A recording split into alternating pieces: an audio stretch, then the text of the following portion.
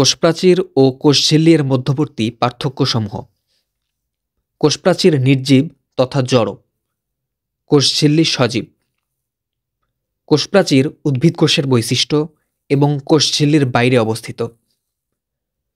কোষঝিল্লি উদ্ভিদ ও প্রাণী উভয় প্রকার কোষেই থাকে।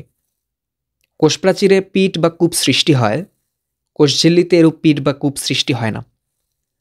কোষপ্রাচীর সেলুলোজ নির্মিত জড়, শক্ত ও অভেদ্য প্রাচীর।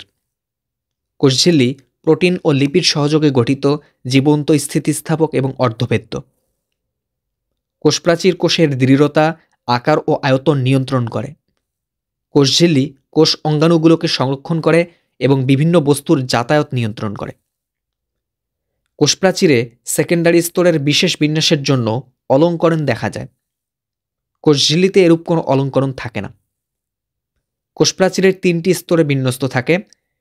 এগুলো হলো মধ্যচ্ছদা, প্রাথমিক প্রাচীর ও সেকেন্ডারি প্রাচীর। অপরদিকে কোষঝিল্লি 2টি স্তরে বিভক্ত, একটি হচ্ছে লিপিড এবং অন্যটি আমিষের স্তর।